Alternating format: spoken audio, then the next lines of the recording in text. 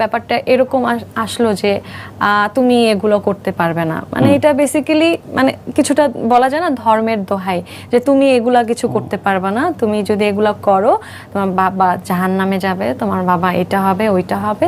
But ওইদিকে তাদেরকে দেখতাম তারা যে খুব বেশি ধার্মিক, খুব বেশি বোরকা পরে হাঁটতেছে বা খুব বেশি ইয়ে করছে তা না, তারা দেখা যায় ঠিকই সন্ধ্যা হলে একদম নাটক নিয়ে বসতো, নামে যাবে। তো সে টিকটক করতে চায় অথবা এরকম যে অ্যাপগুলোতে এরকম ড্যান্স এবং আমাকে টিকটক করতে দিত না, বাইরে কাজ করতে নিষেধ করত।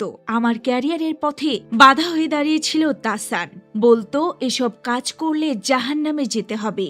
তুমি এগুলো করতে পারবে না, এটা বলা যায় না ধর্মের দোহাই। হ্যাঁ ভিউয়ার্স, এমনই গুরুতর অভিযোগ তুলে দীর্ঘ নীরবতা ভাঙলেন তাহসানের দ্বিতীয় স্ত্রী রোজা।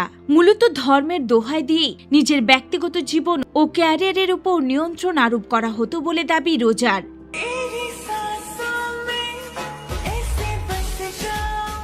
আর এই অভিযোগ ঘিরে এবার দেশজুড়ে শুরু হয়েছে নতুন আলোচনা ও বিতর্ক। হঠাৎ করে গণমাধ্যমে ছড়িয়ে পড়ে তাহসান ও রোজার বিচ্ছেদের খবর। জানা যায় তাদের ডিভোর্সের বিষয়টি প্রায় চূড়ান্ত, এখন শুধু আনুষ্ঠানিক ঘোষণা বাকি। বিয়ের মাত্র 6 মাসের মাথায় আলাদা হয়ে যান তাহসান রোজা।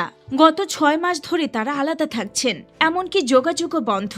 ডিভোর্সের পেছনে একাধিক কারণের কথা তুলে ধরেছেন রোজা। তিনি জানান, অনেক ভেবেচিন্তে তাহসানকে বিয়ের সিদ্ধান্ত নিয়েছিলেন তিনি। প্রথমে তাহসানই তাকে বিয়ের প্রস্তাব দেন, তবে শুরুতে এই প্রস্তাবে রাজি ছিলেন না রোজা।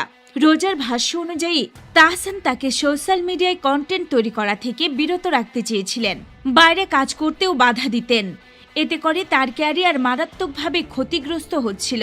রোজার অভিযোগ, এসব বিষয়ে ধর্মের ভয় দেখিয়ে তাকে মানসিক চাপে রাখা হতো। উল্লেখ্য, তাহসান পূর্বে বিবাহিত ছিলেন এবং তার একটি মেয়ে রয়েছে। শোবিজ অঙ্গনে তাহসানের ব্যক্তিগত সম্পর্ক নিয়েও নানা আলোচনা সমালোচনা ছিল। এসব কারণে প্রথমে তাকে বিয়ে করতে চাননি রোজা, তবে তাহসান